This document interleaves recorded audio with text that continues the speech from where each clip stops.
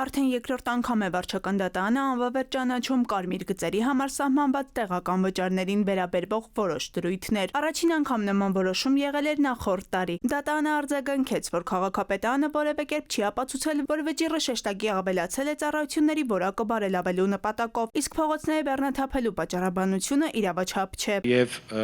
նաև բողոքա ներկայացվելու, նաև այս երկրորդ որոշումը, որը արդեն կայացվել է դատարանի կողմից, տեսեք, այն գաղափարը, որ դրվել էր կարմիր գծերի, այսպես ասած, տարիֆների բարձրացմանը, դա ինքը որոշակի նպատակ ուներ թե կենտրոնի բեռնաթափման,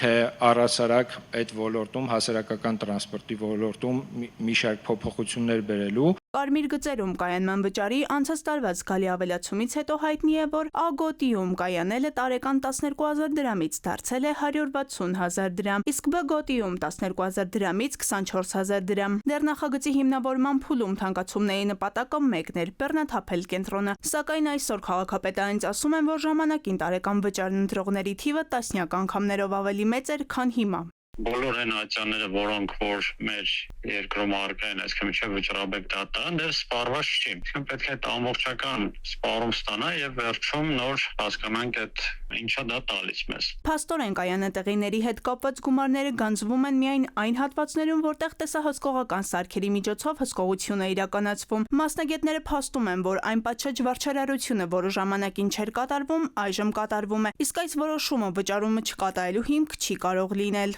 Որ այլ տիպի վարչարություն էր արվում, այո, մենք կարմիր գծերի գրեթե բոլոր վարչական ակտերը դատական կարգով բեկանում են, բայց հիմա վարչարությունը մի այլ ձև է, այսինքն այստեղ իրենք բոլոր ապացույցները եւ հիմնավորվածությունները ներկայացնում են եւ կայանատեղիների հետ կապված գումարները գանձվում են միայն այն հատվածներում, որտեղ տեսանկարող սարքերի միջոցով հսկողություն է արվում։ Բոլոր այն պահանջները, որ ժամանակին չէր կատարում, քաղաքապետարանը արդեն կատարում է։ Այժմ պարզ չէ թերևս ով է ճիշտ՝ վճարող վարորդը, թե չվճարողը, ում կողմն է օրենքը եւ կարող է քաղաքապետարանը վարչական պատասխանատվության ենթարկել վճարից խուսափած քաղաքացիներին։ Ոչ իրավաչափը իրենց պատճառաբանությամբ կամ դրա բացակայությամբ կարմիր գծերի թանկացումը արդեն երկրորդ անգամ, մեկ անգամ 2024 թվականի թանկացումը, 2025 թվականի թանկացումը, իրենք ըստ էության եւ բովանդակային առումով իրենց բողոքներով, որ անդադ ներկայացնում են թե իբր բողոքարկում են, որևէ լուրջ իրավական կամ փաստական հանգամանք չեն վկայակոչում։ Դատարանը հիմնավորել է, որ քաղաքապետարանը որևէ ձևով չի ապացուցել, որ վճարը շեշտակի թանկացրել է ծառայությունների որակը բարելավելու նպատակով, սակայն սա քաղաքացիներին հնարավորություն չի տալիս